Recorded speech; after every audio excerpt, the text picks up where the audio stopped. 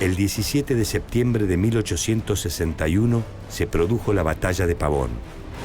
La poderosa caballería entrerriana luchó ferozmente contra la valiente infantería porteña. Sables y fusiles colisionaron con fuerza. 2 horas después, cuando la contienda aún no tenía un final cierto, Urquiza tomó una extraña decisión: abandonar el campo de batalla. Los porteños adjudicaron la victoria. Las causas de la decisión del caudillo entrerriano quedaron en el misterio. Los rumores hablaban de un pacto masón entre ambos jefes, o de que la retirada tuvo su fundamento en que Urquiza reconocía la imposibilidad de asegurar la paz política sin Buenos Aires. Después de esta batalla, las provincias de la Confederación fueron delegando paulatinamente en Mitre la facultad para reunir un nuevo Congreso. Muchos ya insinuaban su candidatura presidencial. Wenceslao Paunero y Venancio Flores, generales bajo las órdenes de Mitre, sometieron duramente a todas las provincias opositoras.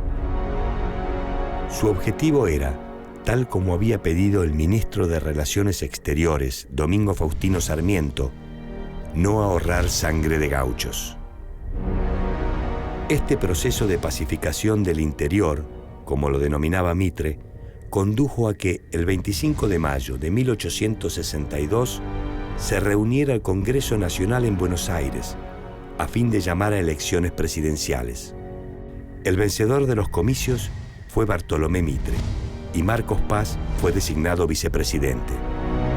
El 12 de octubre de 1862, en su discurso de toma de poder, Mitre explicó que su política sería esencialmente reparadora y constitucional, a la vez que fiel a los principios de buen gobierno.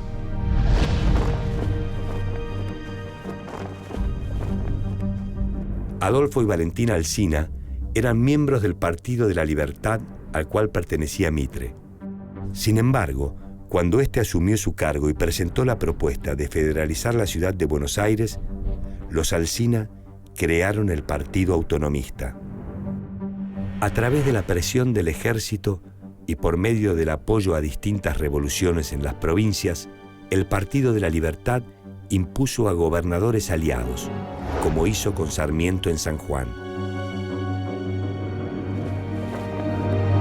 Entre las figuras opositoras se destacaba Chacho Peñalosa, ex gobernador de La Rioja, que luchaba militarmente contra Mitre. Justo José de Urquiza era el líder de los federales de todo el país. Luego de enfrentar a Mitre en diversas contiendas y de haber sido su férreo opositor durante años, hizo oídos sordos a los reclamos que le expresaron los demás jefes federales y se mantuvo impávido ante los atropellos políticos de los mitristas del interior.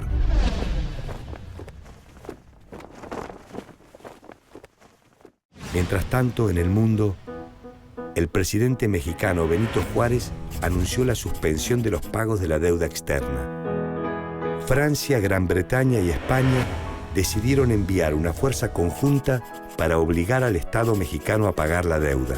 En Prusia fue nombrado canciller del reino Otto von Bismarck, quien inició un fuerte proceso de desarrollo industrial y un aumento del poder político del pequeño Estado.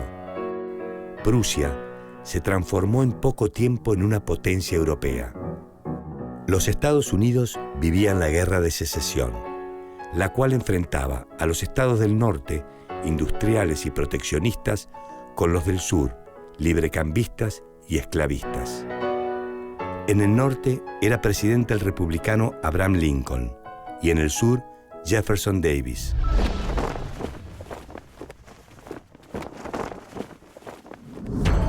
El proceso de pacificación del interior, como lo denominó el presidente Mitre, no había terminado aún. Todavía se alzaba un líder federal, Vicente Ángel Peñalosa, apodado El Chacho. Esta figura mantenía su hegemonía en las provincias cordilleranas. En 1863, ante las persecuciones que sufrieron los federales por parte de aliados de Mitre, estalló un alzamiento que arrastró a San Luis, Córdoba, Catamarca, Mendoza y La Rioja. En un grito desesperado, el grupo federal le pidió a su líder Urquiza que condujera la rebelión. Pero solo recibieron de él silencio. Un silencio que se prolongó durante la caída de los caudillos.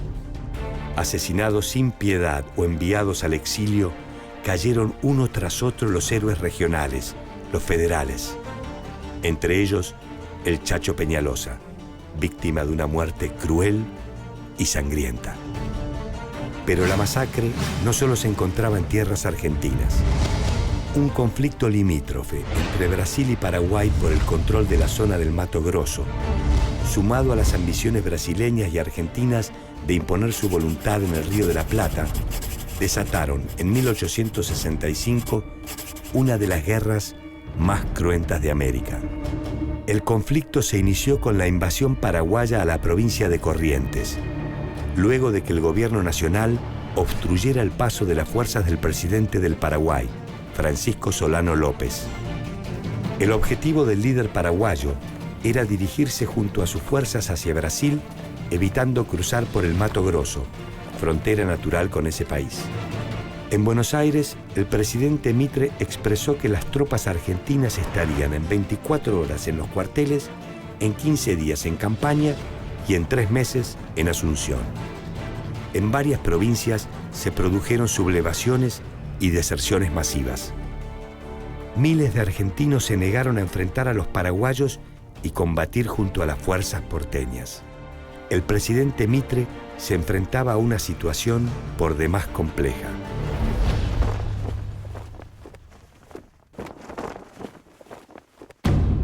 La guerra de la Triple Alianza demandó que Bartolomé Mitre dejara su cargo presidencial.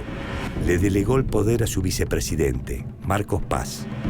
Al mando de las tropas terrestres, Mitre se encontró con varios obstáculos: la falta de entusiasmo de los soldados y la mala coordinación entre las fuerzas brasileñas y las argentinas.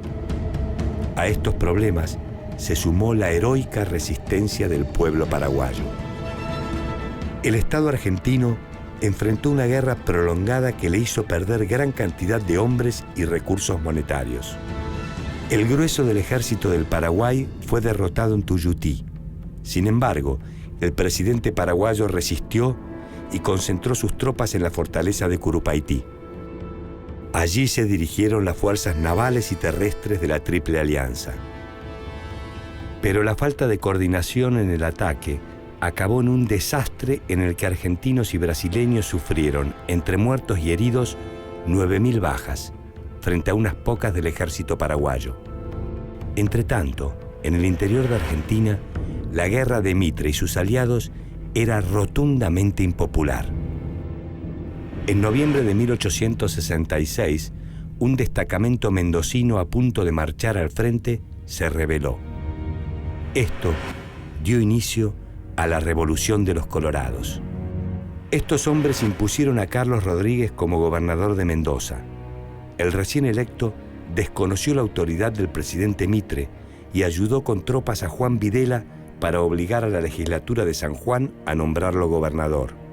Los hermanos Juan y Felipe Sá tomaron el poder en San Luis y también desconocieron a Mitre.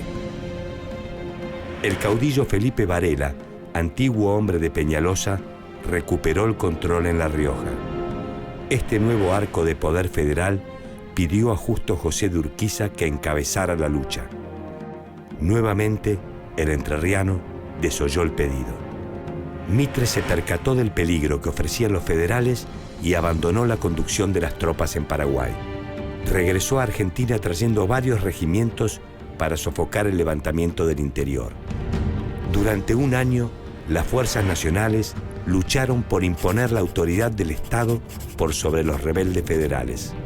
Sin embargo, las tropas que volvieron del Paraguay trajeron consigo un peligroso intruso: el cólera. Esta enfermedad se expandió por gran parte del territorio. En Buenos Aires, una de las víctimas fue el propio vicepresidente Paz. Esto obligó a Mitre a reasumir su cargo en enero de 1868.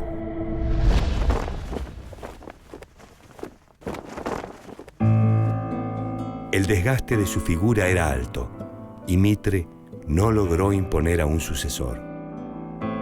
Una alianza de autonomistas, jefes militares y liberales del interior hicieron triunfar la candidatura de un hombre que se encontraba fuera del país, Domingo Faustino Sarmiento. El 12 de octubre de 1868, Bartolomé Mitre entregó el mando al nuevo presidente de los argentinos. Durante su gestión, Mitre realizó acciones importantes, consolidó al ejército como herramienta de control sobre los opositores, organizó la justicia federal y la creación de colegios nacionales, implementó un sistema tributario nacional y encargó la redacción del Código Civil y del Código Comercial, los cuales fueron publicados durante la gestión de Sarmiento. El Estado Nacional avanzó así en su conformación, dotando al país de un marco legal. Las fuerzas liberales se expandieron por todo el país, cobrándose la vida de miles de disidentes federales. Luego de la presidencia, Mitre compró las instalaciones del diario La Nación Argentina, el cual rebautizó Diario La Nación, que vio la luz el 4 de enero de 1870. En 1874 intentó postularse nuevamente para la presidencia, pero fue derrotado por Nicolás Avellaneda. Mitre no aceptó este hecho y denunció la existencia de fraude en la elección. Inició un levantamiento armado que fue fácilmente vencido por el ejército que había ayudado a consolidar. Mitre fue detenido, despojado de sus cargos militares y enviado al exilio. Más tarde, fue beneficiado por la amnistía del presidente Avellaneda y lo designaron diplomático en el Brasil. Paralelamente a estos sucesos, continuó con su trabajo de historiador al llevar a cabo la ampliación de su libro Historia de Belgrano y la publicación de la historia de San Martín. Años más tarde, Bartolomé Mitre falleció en su casa del centro porteño a los 84 años.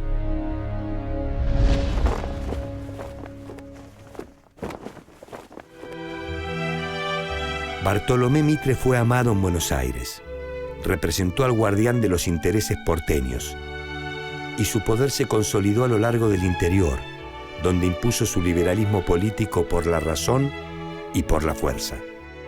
Fue el primero de una serie de presidentes que avanzó férreamente sobre la construcción del Estado Nacional.